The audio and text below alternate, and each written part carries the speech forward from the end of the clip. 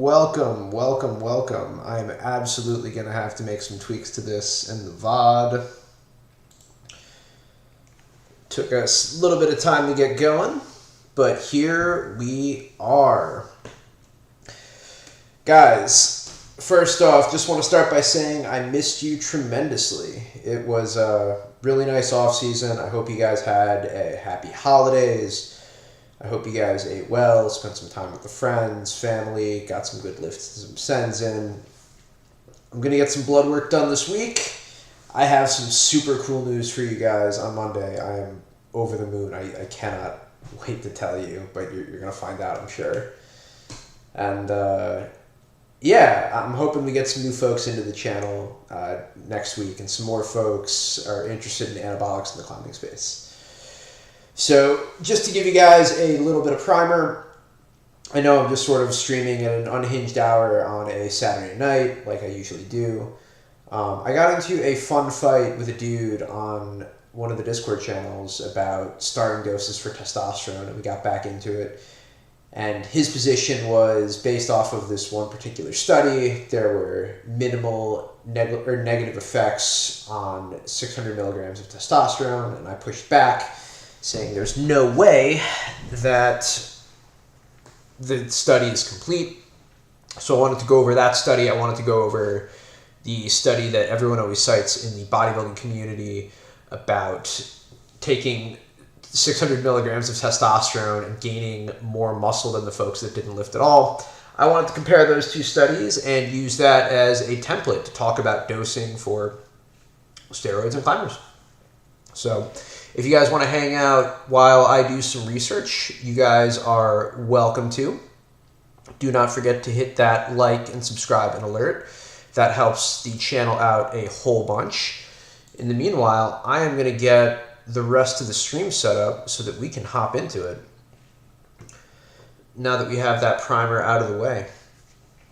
So really quick, let's go over some of the highlights of what this study is going to go over.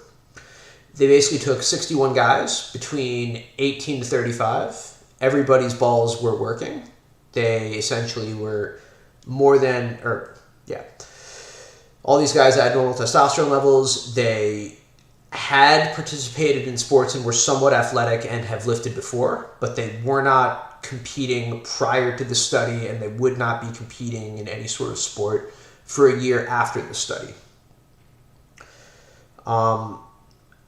They were basically all given a GnRH agonist to suppress their endogenous testosterone, and then were given weekly injections of 25, 50, 125, 300, and 600 milligrams of testosterone enanthate. And this was done for 20 weeks. Calories and protein intakes were standardized, and basically the testosterone concentrations of these folks was 253 nanograms per deciliter, 306 NDL, 542 NDL, 1345 NDL, and 2370 nanograms per deciliter. So that's for all of the doses respectively, and that's definitely an important marker to note. So for folks taking 125 milligrams of test a week, they're probably getting about 540 to 550-ish nanograms per deciliter of testosterone a week, which is why most of the TRT doses put folks at around 150 to 200. At 300, you start getting super physiological. If the high end of natural is 1,000 nanograms per deciliter, this was pushing people to 1345. Pretty substantially above the physiological levels, about 30% to 33% higher than the physiological levels. And obviously, when you push that to 600 milligrams, you had folks that were at almost 2,400 nanograms per deciliter. That is dramatically above normal human limits. So the contention of this paper, as it mentions in the abstract, is, with the exception of some dyslipidemia, where you would deal with higher LDL and lower HDL, all of the rest of the health factors were basically okay as far as health perspectives were. And on paper, that's probably true, but that's kind of not the extent of the side effects. They also said that there were no changes in cognitive behavior and any issues in mood that was reported. That's fine. We could talk about that later. Coach Colton recommends a study on the impacts of steroids on how folks behave. We could talk about that later. But the short answer is folks did gain weight or lose weight and muscle in a dose-dependent manner to the amount of testosterone that they took. So, now that we know that our doses are 25, 50, 125, 300, and 600 milligrams, the purpose of this was a couple things. Number one, to figure out how much testosterone would be optimal in the event that folks were developing sarcopenia, and also to figure out from a performance enhancing context what the differences would be in muscle gain and strength. So of the folks, or of the body weight changes in men receiving 125, 300, or 600 milligrams of testosterone weekly, the changes in fat-free mass was 3.4 kilograms, 5.2 kilograms, and 7.9 kgs respectively. So about 17 pounds on the high end, about 12 on the 300 milligrams, and probably about 7-ish pounds on 125 milligrams per week. Now you might be saying, Adam, at 125 milligrams per week, if they were only getting 540 nanograms per deciliter on the average, that depends on when they took the blood sample. If you took a pin of 125 test and anthdate and then you tested them the day after, the total amount of testosterone in your bloodstream would be dramatically higher than it would be later on in the week.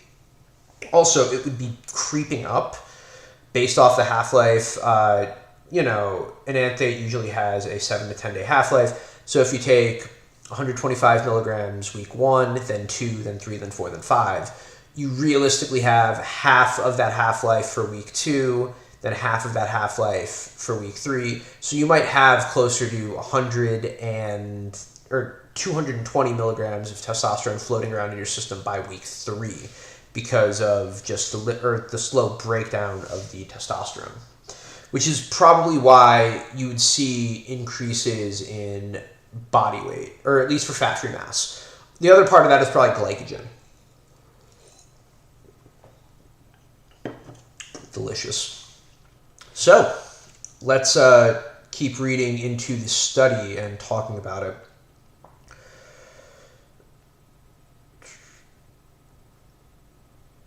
By the way, what was pretty interesting is that you didn't see, at least to my knowledge, any significant changes in sexual function, even at 25 to 50 milligrams a week, which is bananas.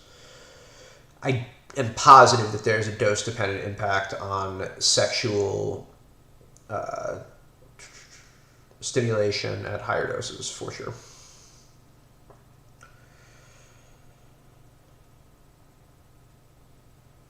So administrative replace doses of hypogonadal men, supraphysiological doses to eugonadal men. Increases of fat-free mass, muscle size, and strength. Conversely, suppression of the endogenous testosterone concentrations were associated with fat-free mass loss, or with a loss of fat-free mass and a decrease in fractional muscle protein synthesis.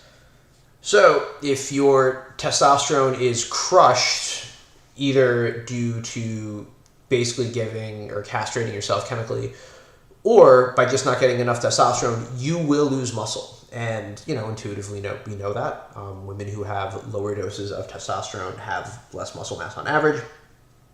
Same thing goes with eunuchs. And the other part is, in the event that you are chronically in a calorie deficit and you're not eating enough, it's not surprising that you also lose muscle.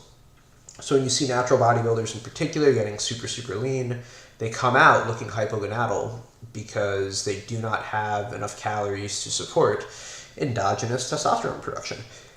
And of course, they're going to lose some muscle because they're too darn lean and their body thinks they're starving. However, not known are whether the testosterone effects on muscle are dose-dependent. They are. And the nature of testosterone-dose relationships. Androgen receptors in most tissues are either saturated or downregulated at physiological testosterone concentrations. This leads to speculation that the two might be separate in a dose-responsive curves, one in the hypogonadal range and one with the maximum response at low normal testosterone concentrations, and a second in supraphysiological ranges. Okay, animal studies suggest a different androgen-dependent process have different androgen-dependent dose responses. Sexual function in male mammals is maintained at serum testosterone concentration doses that are lower than the natural male range, on the lower end of the male range. However, it is not known whether or not low testosterone levels that normalize sexual function are sufficient to maintain muscle mass or strength. This information is important for optimizing testosterone replacement regimens for the treatment of hypogonadal men. It's usually around 150 milligrams per week, but we live in the future. And also for the proposed use of testosterone for sarcopenia associated with aging and chronic illness. It is important to know whether or not significant muscle gains and strength can be achieved at testosterone doses that does not adversely affect high plasma density lipoprotein or HDL and prostate-specific antigen PSA levels. The last one is also important.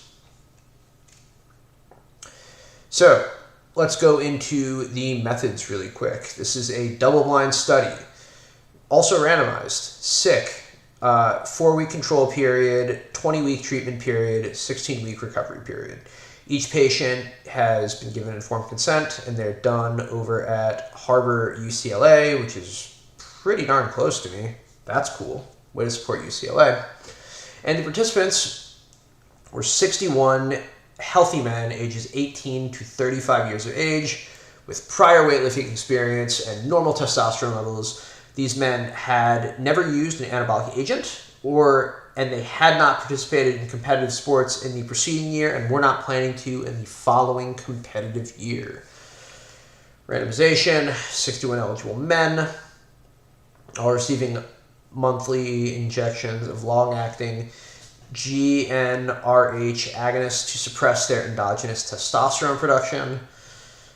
Group 1 received 25 milligrams, 250, 3, 125. You guys know the drill. Nutritional intake. Energy and protein intakes were standardized to 36 calories per kilogram per day and 1.2 kilograms per day, respectively. The standardized diet was an intake of 2-week treatment before so in the 4 weeks leading up, the standardized diet. Nutrition was verified by analysis of 3-day food records and 24-hour food recalls. Every 4 week was used. Okay, that's the software. Exercise stimulus. Participants were asked not to undertake strength training or moderate to heavy endurance exercises during the study. These instructions were reinforced every 4 weeks. Holy crap. So these guys weren't working out? Oh shit. I didn't realize that. That's crazy. Okay. So these folks were not taking or were not doing any exercise or doing any moderate to heavy endurance. Crazy. So the body composition of muscle performance was assessed at baseline.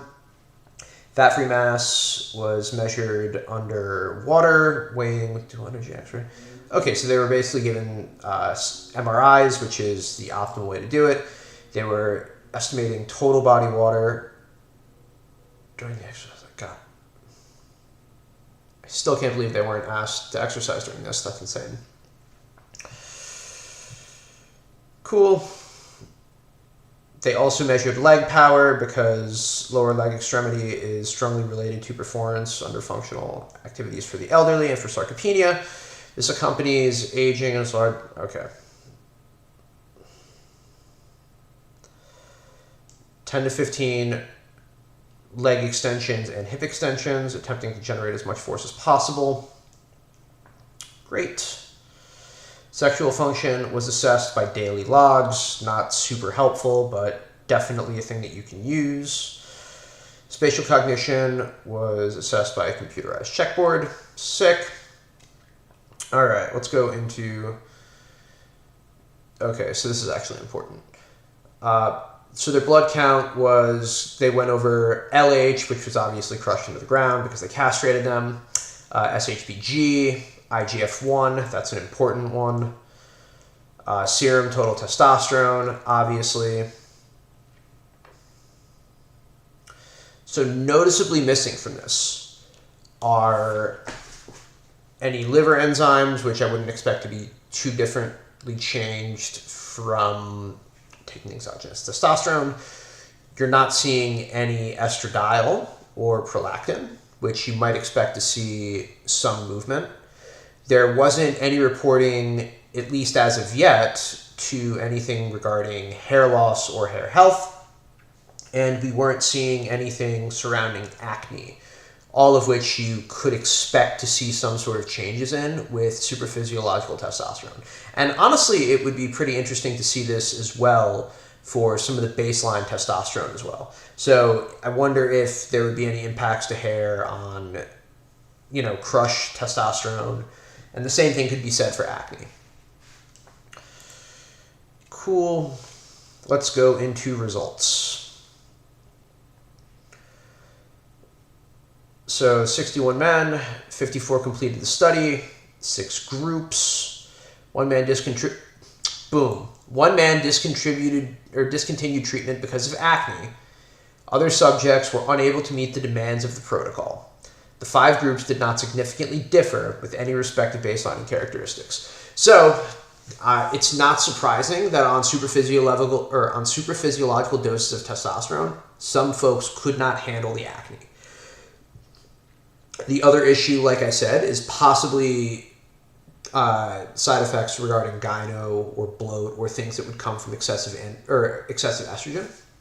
Because as testosterone is elevated, you're going to get a simultaneous increase in estrogen as well. Cool.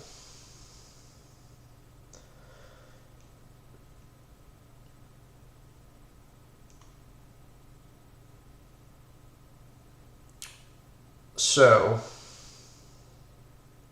we're not expecting folks to grow at all. Serum testosterone. So these are your baseline changes.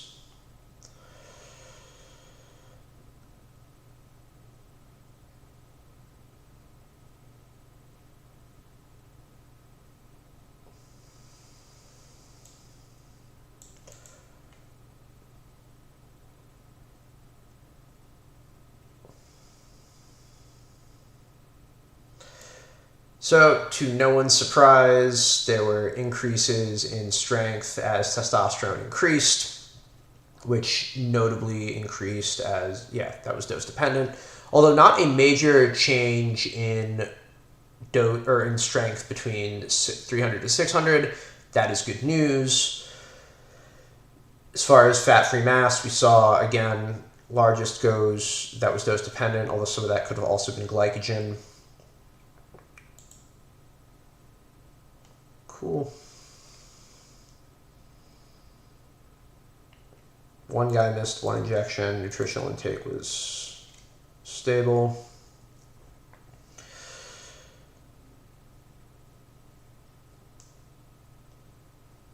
So now we're sort of getting into the nitty-gritty around what happened to the folks that took less and the folks that took more. Of the folks that took 25 and 50 milligram doses, their testosterone decreased from the baseline, and the same could be said for their muscle mass. It was maintaining to increasing at the 125 dose, at the 300 to 600 milligram dose as things got super physiological. That obviously yielded an increase in overall muscle mass. Great. All right, testosterone dose changes from baseline. So, just so you guys know, healthy young men should have testosterone in the 500 to 800 nanograms per deciliter range. You should be able to really maintain that into your 40s. These guys were hanging out at 125. We're hanging out at around 575 to 650. But, and this is a pretty big caveat, having exogenous testosterone keeps you at a higher steady state, whereas if you have endogenous testosterone or natural production, what's going to happen is you're going to have these ebbs and flows throughout the day. And yeah, depending on how well you sleep, if you've had enough food, how hard your exercise or your day was, you're going to have peaks and troughs. Whereas if you're getting your hormones from a vial, it's going to be steady all the way across. And yeah, the folks that went from 125 to 300 milligrams also had nearly 3 times the test, and about 5 times the test, 4 to 5 times the test at 600 milligrams. So definitely cool stuff. You can see that on the free testosterone. LH was pretty much nuked regardless, and that's because they castrated them. Let's take a look at the SHBG. SHBG rose in a dose-dependent manner. Good to know. And also, what was really interesting is SHBG shrank at hypogonadal levels. That's super interesting. I did not necessarily expect that. IGF-1, which is one of your main growth drivers, that obviously was dose dependent, and it seriously spiked from the 125 to 300 milligram dose, although it did not significantly change as much from the 300 to 600 milligram dose. So it's reasonable to assume that once you're super physiological, your IGF-1 only can go up so high without bringing in other compounds such as growth hormone or insulin. Sick. Changes to fat-free mass. So this is in kilograms, folks. So even at super physiological levels of testosterone in the 125 milligram case, they still gained basically 7 pounds worth of glycogen and tissue. And that's pretty notable if in fact these folks were not exercising, which is BANANAS. Granted, it seems like these guys were in a calorie surplus and not a calorie deficit, but as a guy that was taking androgens all year last year at 300-ish milligrams a week, give or take, you know, I put on probably 10 to 12 pounds worth of tissue, even though a lot of that time was also spent in a calorie deficit. Also, a lot of it was also spent eating at maintenance or at a surplus. So yeah, at least in personal experience, this matches what I was able to see. But this also kind of sheds light into one of my theses that I'm going to definitely bring up in the video that I drop later this weekend, that if you are taking TRT, even at 125 to 150 milligrams, you will gain tissue, you will have some additional weight in the glycogen. But, and this is really everything here, let's say you're going to extremely low body fats like I was talking about. Let's say you're a super lean, super light climber and you weigh 145 pounds. You might be able to go from 145 to 152, but then you might have an additional 3, 4, 5 pounds of fat that you can lose while still maintaining your hormone and muscle working because you're getting it from a vial. So now you still might be climbing at 145, 147, but you have another 7 pounds worth of muscle at that body weight that you didn't have before. And you could potentially edge out more climbing gains on that, at least as far as muscle is concerned, which is awesome. We'll be highlighting that later. And what's crazy, you can also see the changes from baseline in the event that, because look, this guy at 25 milligrams here, which by the way, having a absolutely nuked testosterone is not unrealistic at super low body fats. Like, this is representative of what we could expect. you would lose that muscle in a calorie surplus at that testosterone level. So when you think about that plus a calorie deficit, you would be in free fall. You would probably be losing a boatload of muscle that it would take time to get back. Fat-free mass by kg in the DEXA scan. Yeah, man, 8.9 kilograms for not working out is crazy work.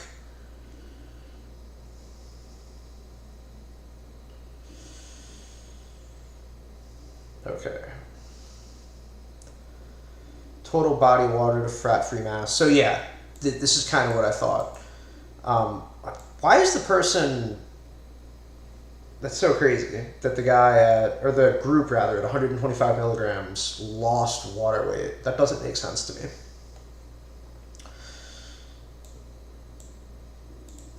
So then, yeah, I would expect to see more water retention at 300 to 600 milligrams.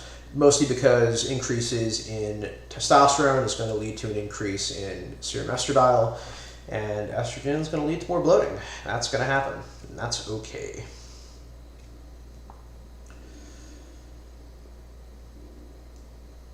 This is them talking about with the DEXA scan, determining whether the fat-free mass was water retention or not. The ratios did not significantly change with treatment. That is surprising.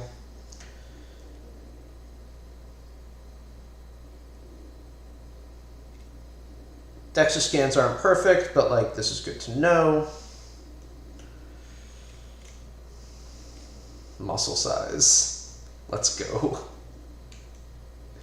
Yeah, so yeah, again, hypogonadal, lost muscle, 50 milligrams, kind of treaded even, 125 increased muscle size, and then you'd have a dose-dependent response. So that's the differences in quadricep muscle. As far as muscle performance,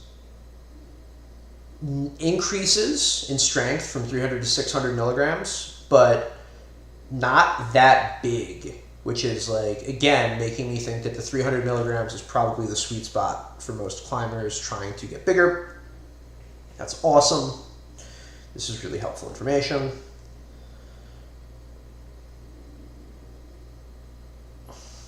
Here, there was actually a more significant change in leg power from 300 to 600 milligrams.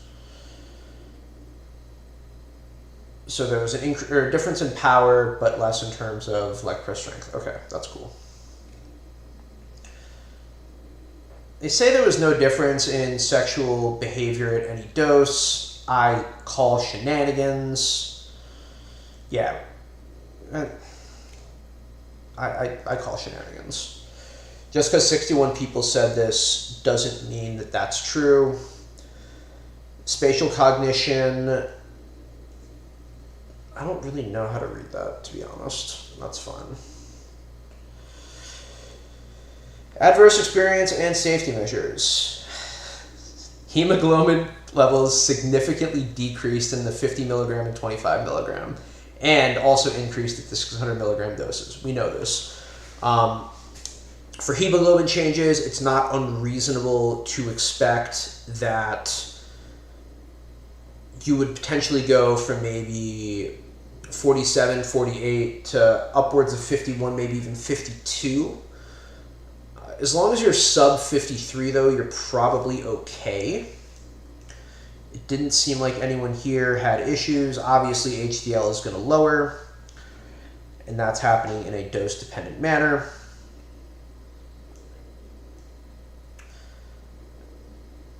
So no impacts to creatinine.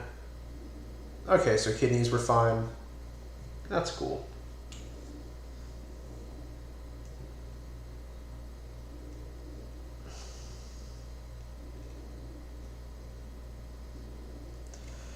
Oh, and now we could see the difference in the hemoglobin, where, yeah, there was a significant jump from 300 to 600.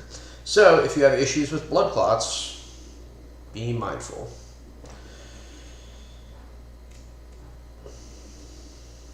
As far as the hit to HDL, you're seeing, man, even at physiological doses, you're starting to see the hit. It's good to know. that's definitely one of those times where you start ramping up the fish oil and you try to combat that as well as you can. Now, a lot of bodybuilders will give you their take by saying, look, I don't care about my HDL, I'll just nuke my LDL into the ground, and that is a route that they opt to go down. And that seems to be okay, and provided that you're actually managing this and you're doing your cardio and you're hitting your heart health, that's probably a thing you can get away with, but it's still just an area of concern. Yeah, obviously the GnRH agonist is going to nuke their LH and FSH.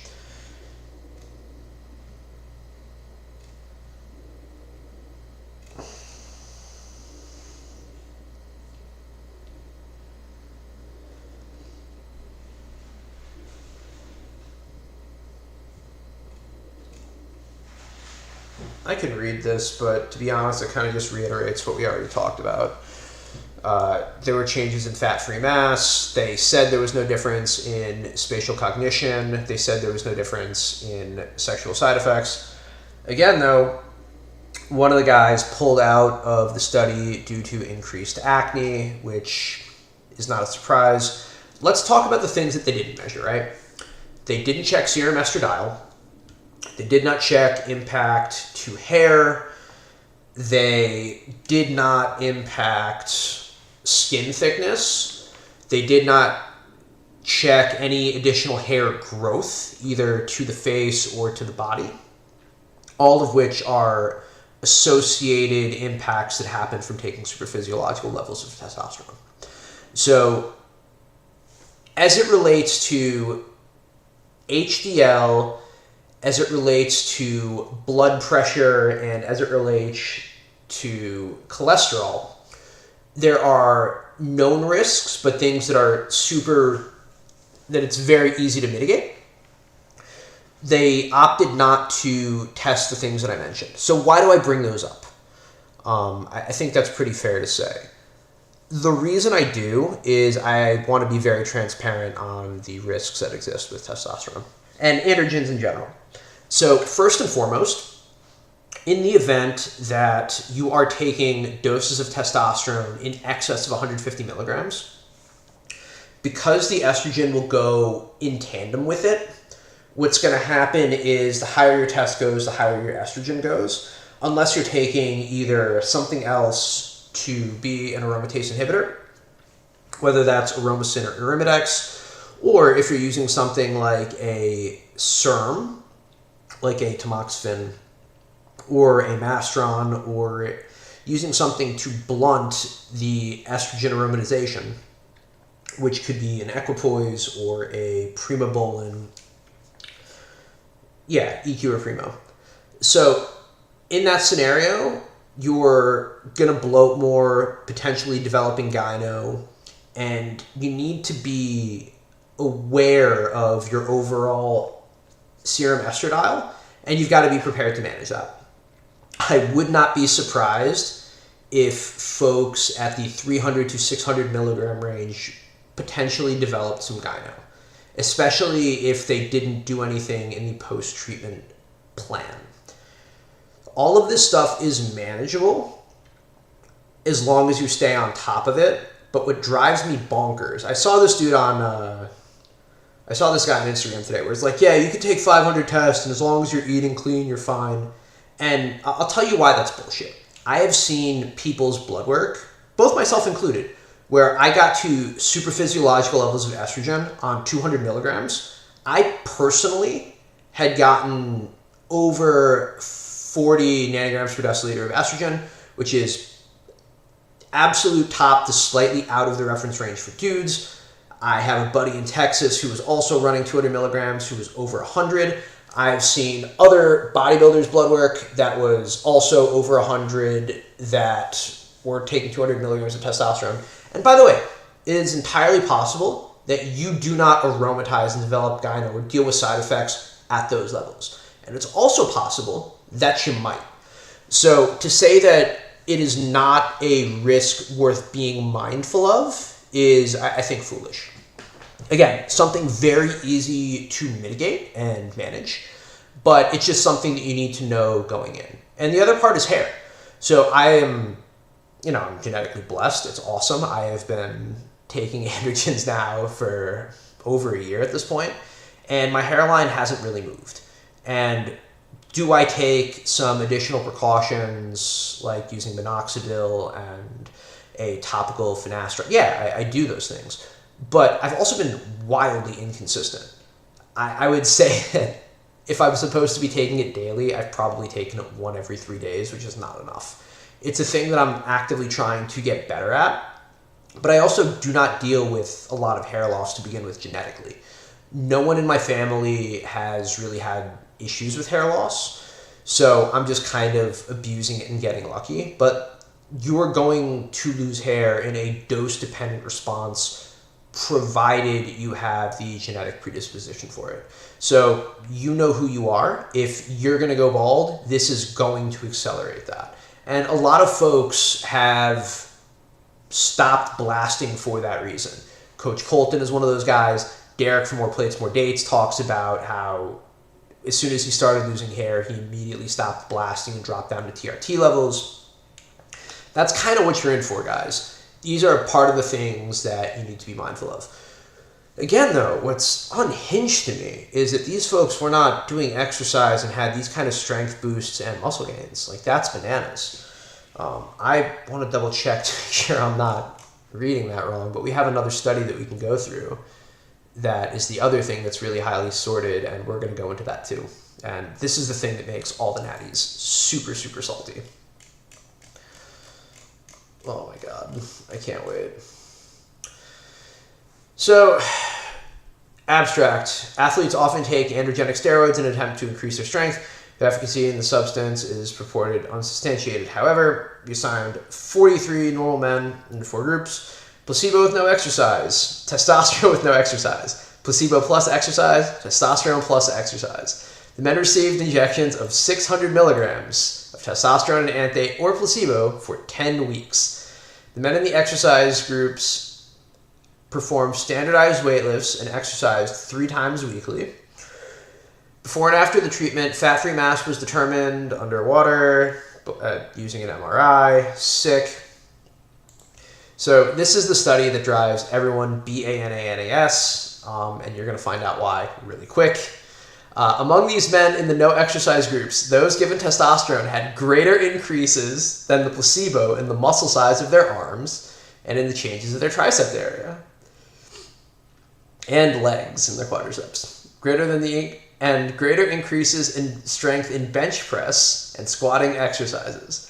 The men assigned testosterone and exercises had better increases in fat-free mass and muscle size and quads than those assigned that had either no exercise or the exercise group with placebo.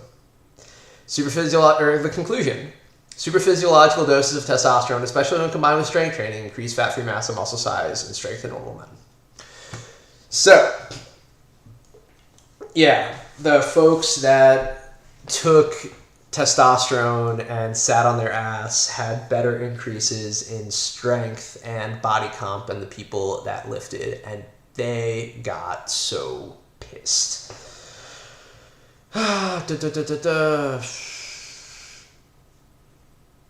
Again, UCLA Harbor researchers were the guys that were putting this together. Informed consent, men weighing 90 to 115% of their ideal weights, 19 to 40 years of age, had experience with weightlifting, and recruited. Okay, so these were community colleges and stuff. Sick. Of 50 men who were recruited, 7 dropped out during the protocol because of scheduling issues and compliance. The remaining 43 men were randomly assigned to 4 groups that we remember from before. And it was divided into a 4-week control period, 10-week treatment period, 16-week period of recovery. During the 4-week control period, the men were asked not to lift any heavy weights or engage in strenuous aerobic activity. 3 dropped out. Oh, man. 1 dropped out because of illicit drug use and was detected by routine screening for drugs, and 1 because of an automobile accident. Hope that guy is okay. 40 men completed the study, 10 in the placebo, no exercise group, 10 in the testosterone, no exercise group, 9 in the placebo plus exercise group, and 11 in the 600 milligrams of testosterone plus exercise group.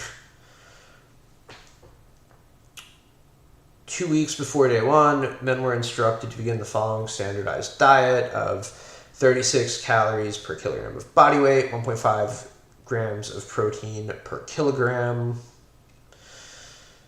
Then 11 dudes got pinned of 600 milligrams of test.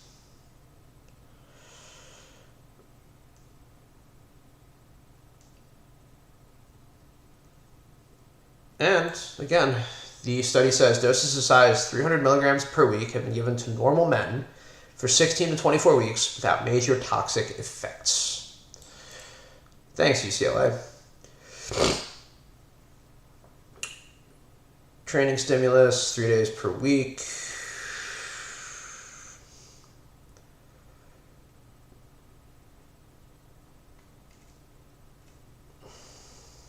They were given an MRI. They were assessed for muscle, analysis of body composition, measures in strength, hormonal measurements, assessment of mood behavior. The results. The 4 groups were similar with the respect to age and weight, height, BMI, endocrine responses.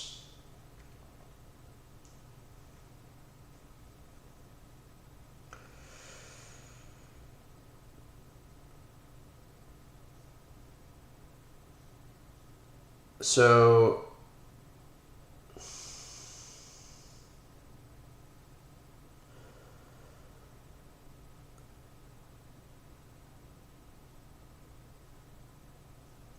this is kind of awkward to read.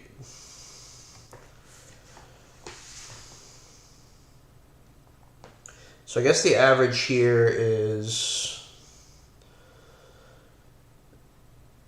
the exercise group gained. Yeah, that doesn't make right. That doesn't seem right. Okay. Back to article.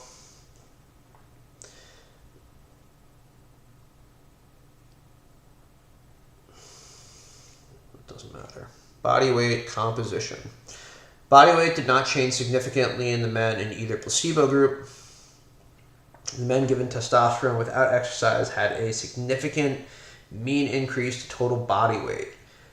And those in the testosterone plus exercise group had an increase of 6.1 kilograms in body weight.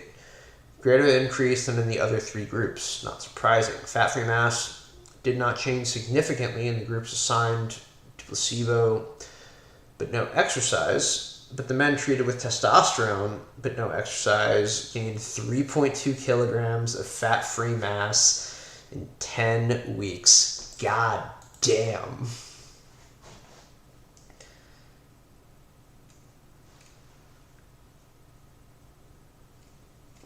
They also got stronger too. Okay.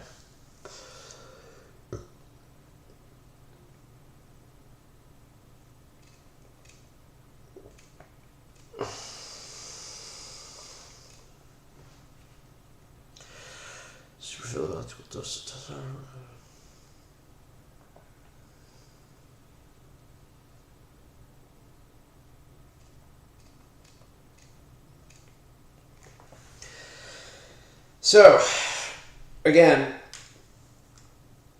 just because you can use elevated levels of testosterone to gain, Jesus Christ, 12 pounds, doesn't mean it's a good idea. Obviously, you can only do it once. You could not continue to sauce your face off and just get buff sitting on the couch indefinitely. That's not how that works. It's obviously also a health risk. While most people seem to be able to tolerate up to 600 milligrams per week for extended periods of time, you can really only do it for as long as health markers allow. In general, elevated IGF-1 does increase all growth factors such as cancer, and obviously you have to manage your hemoglobin as well as your cholesterol and your ApoB. But it appears in dose-dependent scenarios for testosterone, you will yield an increase in overall muscle size. Shocker. So I'm going to be writing up some stuff about this, talking about the expectations of what we can have in changes in body composition in trained adults, as well as in climbers such as ourselves that are in calorie deficits or even surpluses. And you guys can expect an overview and a video on that by the end of the weekend. If you guys happen to drop by here, I really appreciate it. It means the world to me. I'm really trying to start and continue the conversation around anabolic steroids in the climbing community.